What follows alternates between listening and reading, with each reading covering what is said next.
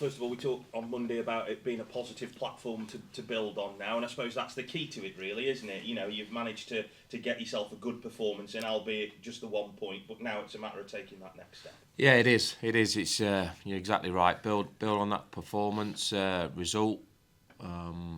Big eight days for us, really. 3 games, 8 days. Season's coming to a close. Still need a few more points to make sure that the objective from the start of the season to try and consolidate in this division. So it's a tough week on paper, but hopefully we can do the business. And your experience of managing at this level before with Bristol Rovers, and you know what it takes to consolidate at this level, don't you? Can you give us an insight as to how tough that is to try and make a team not just get promoted, but to establish yourself?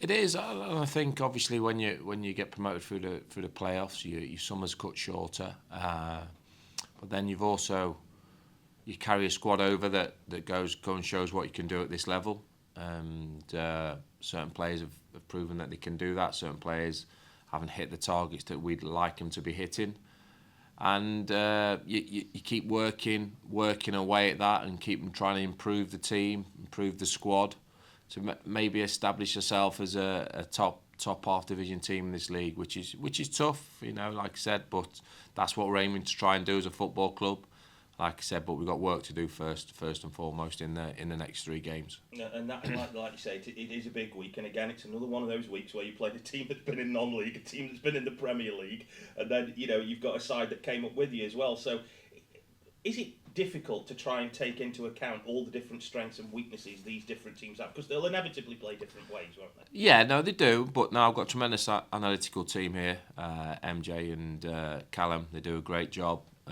delivering the work.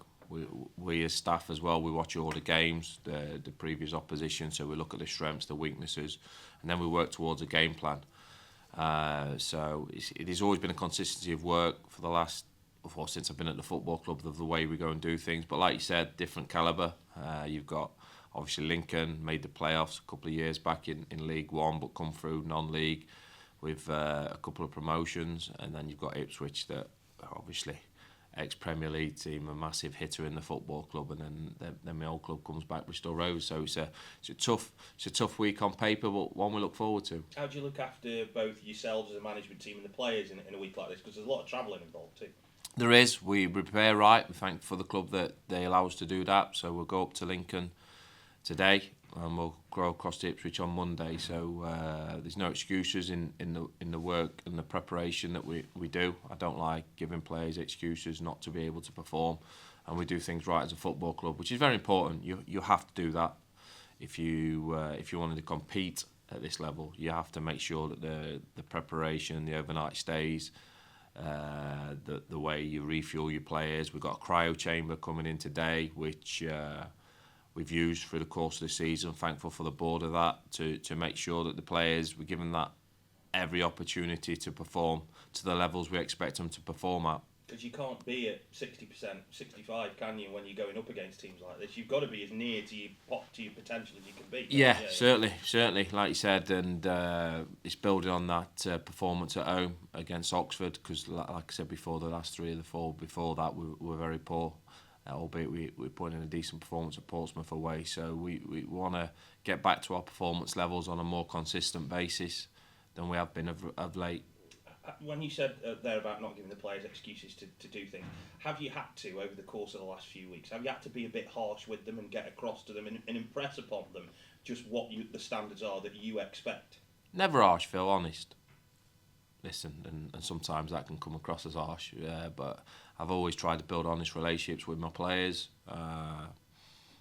I always make crystal clear to them that they know exactly what I'm thinking, and that's the way I've always managed. Man management of that is also one-on-one a lot of the time as well, because you're always working with a mixture of players and mixture of personalities in players. Some confidence, some are lacking obviously a bit of confidence and belief when the run of performances haven't been great. So getting the balance of that right is very important with each individual, and then obviously our collective goals is improving team performance. Has it been somewhat disappointing that maybe some players haven't got up to the level that you want them to? Players that did very well for you maybe the season before and now perhaps haven't quite hit it? Yeah, it is. But players, even at the top level, go in and out of form. Even the top players that get paid the top money don't consistently perform every week in, week out. They have spells in the career where they're not at the best. What we do and I do and assess as a football club is look at the whole as a bigger picture to see how players have performed. Can they hit the levels what I think they need to be to try and get into the top 6, top 10 of this division? And then we if they're not, if the answer's no to that over a consistent period of time, then we look to recruit better. That's always the way you've got to work as a football club. And my question out to the players there in the next five games is to perform at them levels, to give themselves an opportunity to stay at the football club. I know you won't give the game away, but for context, have you perhaps made your mind up on whether or not some have already got that, or have they still got a chance? Some individuals I have, yes. Some individuals have got to show me in these last 5 games. Got a lot of players out of contract. We got players obviously that are in loan that are returning to the club. So it's going to be a big summer for us. But players in the building always give themselves the best opportunity to stay in what we're trying to build here, to perform and perform to levels that I know they're capable of. Is it somewhat harder? I remember a couple of years ago when you first came, and you had a big clear out at the end of the season, didn't you? Is this somewhat harder because these are players you've brought in as opposed to previous managers' players? Is it more difficult to do that? Not really. I'm used to it as a manager. Come the end of the season, like I said, we look through every individual player to see whether they're worthy of staying on at the football club, or it's best if we move and change direction. I'm comfortable in making those decisions, myself and the recruitment team, to make sure we keep driving forward, because as I said in previous weeks, when I come into the club, it was to stay in League Two. The second season was to try and finish in the top 7, but we managed to do that and get promoted. And this year's all about trying to consolidate and learn a lot about what League One's all about. And we have to do a different way than spending ridiculous amounts of money on players, what the top teams can do in this division. So we have to be very adventurous and very thought right in our positioning, how we recruit and what players stay. And just finally, a word for Tommy McDermott and James Plant. Obviously, he got on last week, didn't he? And bringing them back from Salisbury, is that to try and give them a little bit more around the first team and give them that experience? Potentially, but they have to be at it in training and working as the way they do. Plant certainly deserved his opportunity. Been performing very well at Salisbury. Watched the games back, seen how well he's been doing, and Tommy's done well in his spell as well. Scored a few goals. So yeah, 2 of our brighter prospects, but they have to keep working hard because the gulf between playing at Salisbury level to League One football is massive. So hopefully there'll be 1 or 2 opportunities for them come through before the end of the season. Darryl, obviously as you go to Sincilbank, and they are a team that you, I suppose, look at and say they have consolidated, and I suppose you could say consistent Division 1 side now. Would that be a fair assessment of Lincoln now? Yeah, I think so. I think they had really good momentum as a football club, having been in non-league for quite a few years. It's a very well-run football club that do it the right way.